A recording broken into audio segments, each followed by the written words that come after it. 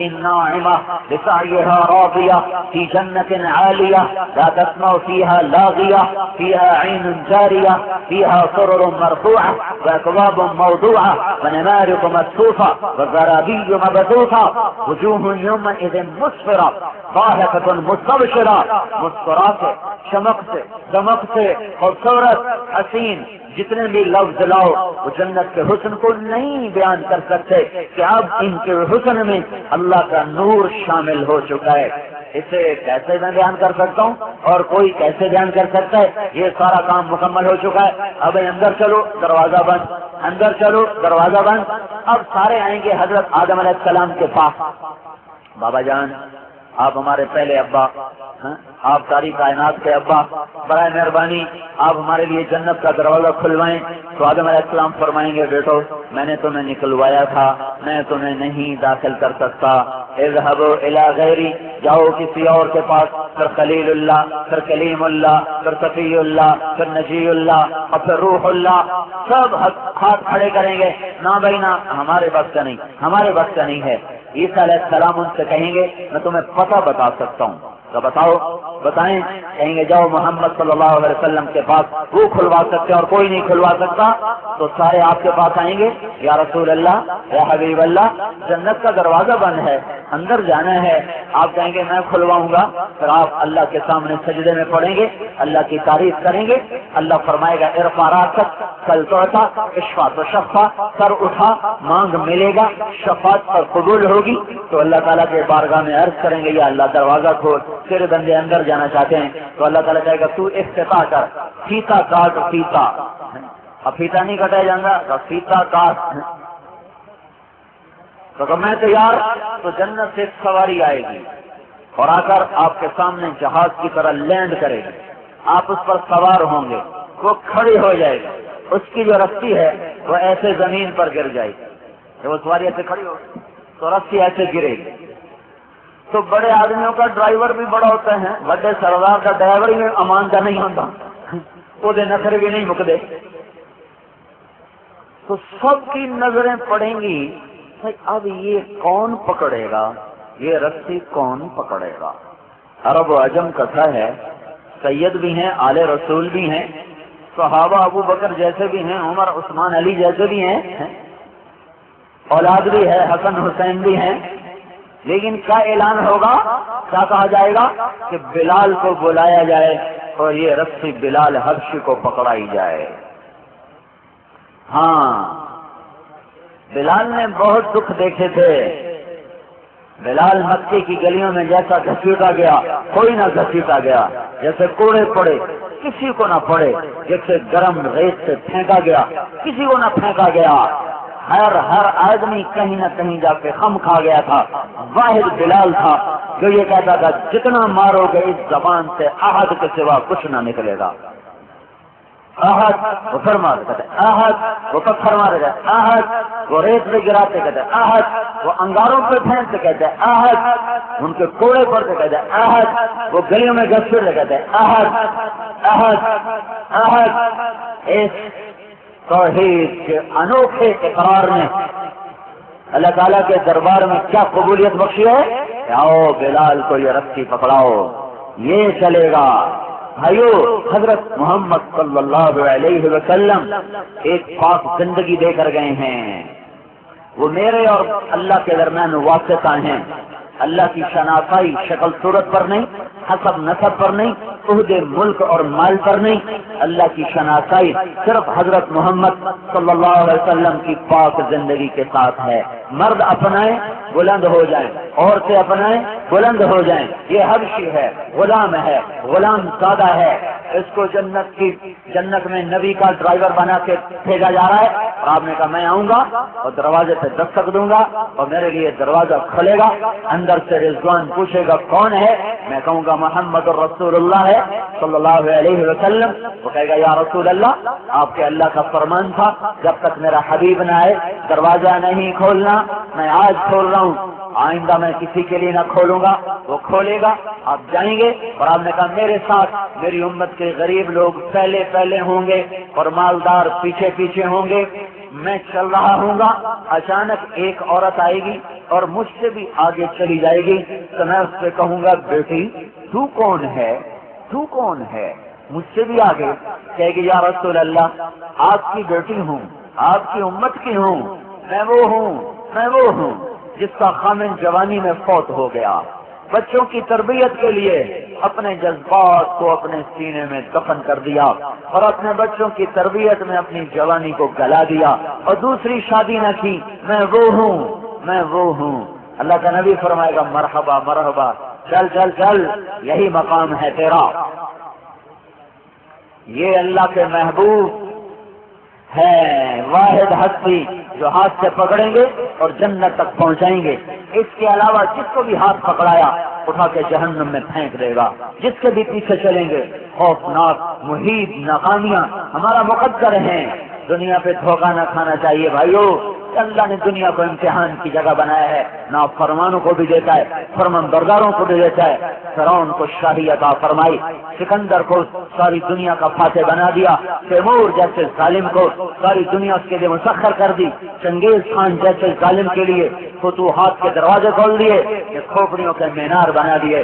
40 شہر 20 لاکھ کی آبادی کے اس طرح ویران کیے کہ جب چنگیزی لشکر وہاں سے نکلتا تھا تو کھوپڑیوں کے سوا وہاں اور کچھ نہ ملتا تھا، اور دھوئیں کے سوا رونے والے بھی نہیں چھوڑتے تھے وہ بدبخت۔ اللہ نے ان کو بھی حکومت دی ہے اور ان کو کے سر پر بھی جھنڈے لہرائے ہیں۔ یہ آنی جانی چیز ہے۔ حضرت محمد صلی اللہ علیہ وسلم کی پاک زندگی اپنا لو، دنیا بھی اپنی، آخرت بھی اپنی۔ بلال کا قصہ سنایا، عورت کا بھی سن لو، عورتیں نہیں ہیں۔ ایک خاتون ہے خولہ بنت ثعلبہ، ان کے خامند نے ان کو طلاق دی۔ یہ طلاق کی بہا عرب میں پائی جاتی، ہمارے یہاں تو اس کا تصور بھی نہیں۔ کوئی شخص یوں کہہ دے تو میرے لیے میری ماں کی کمر کی طرح ہے، تو وہ عورت اس سے حرام ہو جاتی تھی اور پھر کبھی زندگی بھر اس سے نکاح نہیں ہو سکتا تھا۔ 3 طلاق میں تو ترکیب ہے، کہیں اور شادی ہو جائے پھر وہاں سے طلاق ہو جائے، دوبارہ شادی ہو سکتی، لیکن اس طلاق کے بعد کوئی شکل نکاح کی باقی نہیں رہتی تھی۔ ان کے خامد ہیں اوس بن صامت، انہوں نے بیوی سے کہا انت علیہ کا بحر امی، تو میرے لیے میری ماں کی کمر کی طرح ہے۔ وہ پریشان ہو گئیں اور بھاگی ہوئی اللہ کے نبی کے پاس آئیں۔ حضرت عائشہ رضی اللہ تعالیٰ آپ کی کنگھی کر رہی تھی، وہ کمرے میں آ کر کہنے کہ یا رسول اللہ میرے خامن نے مجھے زہار کر دیا ہے، کیا حکم ہے آپ کا؟ تو آپ نے فرمایا حریم کی علیہ، تو اس پہ حرام ہو گئی ہے۔ کہنے کہ یا رسول اللہ نظر ثانی فرمائیں، نظر ثانی فرمائیں۔ آپ نے کہا تو اس پہ حرام ہو گئی ہے، کہیں گے یا رسول اللہ یہ میرے چھوٹے چھوٹے بچے، میری جوانی ڈھل گئی ہے، میں دوسری شادی کے بھی قابل نہیں، ماں باپ میرے مر گئے ہیں، میں کسی کے گھر پر بیٹھنے کے قابل بھی نہیں ہوں۔ اکل مالی وافنا شبابی وتفرق اہلی ونفرت له بطنی، یا رسول اللہ میں نہ کہیں اب اکیلی ذات زندگی گزارنے کے قابل، نہ بچے سنبھالنے کے قابل، نہ مال میرا رہا، نہ شباب میرا رہا، تو آپ برائے مہربانی نظر ثانی فرمائیں۔ تو آپ نے دیکھا کہ عورت ضد پر آئی ہوئی ہے تو آپ چپ ہو گئے، پھر جواب نہیں دیا، خاموش ہو گئے۔ جب اس نے دیکھا آپ نہیں بول رہے، کہنے کہ اچھا اگر آپ نہیں فیصلہ کرتے ہو نا، میں آپ کے اللہ سے ابھی بات کرتی ہوں، میں آپ کے اللہ سے ابھی بات کرتی ہوں۔ واہ واہ، یاری تو ہوئی نا۔ اے آج کی عورت کو سوائے بننے سنورنے کے سوچتا ہی کچھ نہیں، ذرا عمر ڈھل جائے تو اولاد کے سوا کچھ نہیں سوچتا۔ یہ بھی ایک عورت ہے جس نے ایک ایسا سنگار کیا تھا کہ عرش والا بھی کیا کیا اس کے لیے نظام چلا گیا۔ کہنے کہ آپ نہیں سنتے، میں آپ کے اللہ کو ابھی سناتی ہوں۔ وہی اس نے ہاتھ آسمان کی طرف اٹھائے، فَإِنَّ اللَّهُمَّ إِنَّ لِي مِنْهُ صِبْيَةً صِغَارَ، میرے رب میرے چھوٹے چھوٹے بچے ہیں، ان ضممتہم الی فجاعوا وان ضممتہم الیہ فضاعوا، میرے رب میں خود سنبھالوں تو روٹی کہاں سے کھلاؤں، میرا سابقہ خامن سنبھالے، تربیت کون کرے، تربیت تو ماں کرتی ہے۔ میرے رب اپنے نبی کی زبان پر میرے حق میں فیصلہ اتار. اللہ کی عدالت کو پابند کر رہی ہے کہ میری مرضی کا فیصلہ اتارنا ہے، میری مرضی کے خلاف فیصلہ نہیں اتارنا. اوہو، وہ رو رہی ہے اور اللہ کے سامنے فریاد کر رہی ہے. ایک دم اللہ کے نبی پر وحی اتری تو حضرت عائشہ نے کہا خولا چپ کرو، وہی آ چکی ہے. جب حضرت خولا کی نظر پڑی، چہرہ بدل جاتا تھا، پسینہ آ جاتا تھا، تو اس نے اور رونا شروع کر دیا. کس بات پر کہ پتہ نہیں اب یہ وہی میرے حق میں ہے کہ میرے خلاف ہے، پتہ نہیں میرا اللہ کیا فیصلہ کرنے والا ہے. تو جب وہی ختم ہوئی، آپ نے آنکھیں کھول کر مسکرا کر کہا خولا اب شیری تجھے بشارت ہو، اللہ کی عدالت نے فیصلہ تیرے حق میں کر دیا ہے. میرے فیصلے کو نہیں قبول کیا، تیرا فیصلہ، تیری چاہت پر اللہ نے فیصلہ اتارا اور اسے حدیث کا حصہ نہیں بنایا، قرآن کا حصہ بنایا. قیامت تک پڑھا جائے، فیصلہ آباد کی عورتوں کو یاد رہے کہ یہ بھی ایک عورت تھی، یہ بھی عورت کا ایک روپ ہے، یہ بھی حوا کی بیٹی ہے. کیا اترا؟ قد سمع اللہ قول التي تجادلك في زوجها وتشتكي الى الله والله يسمع تحاوركما ان الله سميع بصير. الذين يظاهرون منكم من نسائهم ما هن امهاتهم ان امهاتهم الا اللائي ولدنهم وانهم ليقولون منكرا من القول وزورا. کیا خولا کے نصیب جاگے ہیں. پھر قرآن کا حصہ اور 1400 سال کے بعد جناب قلم میں اس کا قصہ سنایا جا رہا ہو، اور جب تک قرآن باقی ہے خولا کی یاد باقی ہے اور انداز بڑا خوبصورت ہے.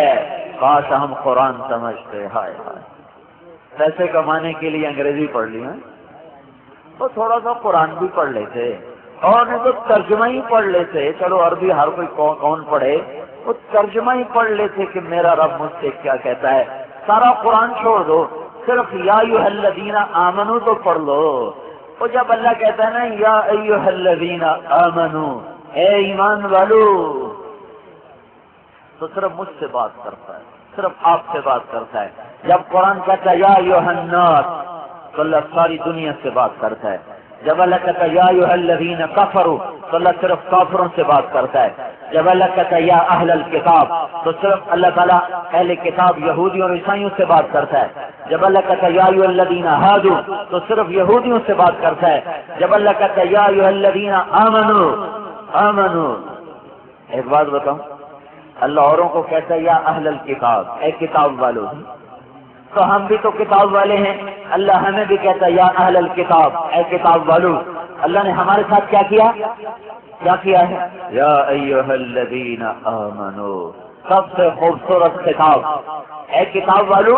پتہ نہیں مومن ہے کہ کافر ہیں، اللہ ہمیں کہہ رہا ہے اے ایمان والو، اے ایمان والو.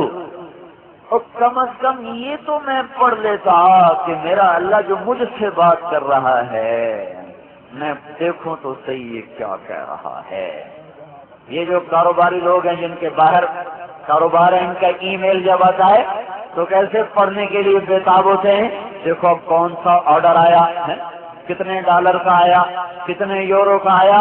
اور کبھی یہ بھی تو پڑھو یا ایھا الذین آمنو. سارا قرآن چھوڑ دو، صرف اتنا پڑھ لو یا ایھا الذین آمنو، اے ایمان والو، میں تمہارا رب تمہیں کچھ کہہ رہا ہوں، کچھ چیزوں سے روک رہا ہوں، کچھ کے کرنے کو کہہ رہا ہوں. اتنا تو پڑھ لیتے. میرا یہ خیال تھا کہ یا ایھا الذین آمنو قرآن میں 300-400 دفعہ ہوگا. تحقیق کرنے سے پہلے کبھی خیال نہیں آیا. ایک دن مجھے خیال آیا، میں دیکھوں تو صحیح کہ قرآن میں یا ایھا الذین آمنو کتنا ہے. تو اب یقین من میں حیران ہو گیا کہ 90 بھی پورا نہیں ہے، 99 ایک کم 90 دفعہ قرآن کہتا ہے اے ایمان والو، تو یہ کر لو، یہ چھوڑ دو. اس میں بھی تکرار کی باتیں نکال دو. یا ایھا الذین آمنوا اتقوا اللہ، يا أيها الذين آمنوا اتقوا الله حق تقاته يا أيها الذين آمنوا اتقوا الله ولتنظر نفس ما قدمت لغد يا أيها الذين آمنوا اتقوا الله وآمنوا بالله ورسوله 4 دفعہ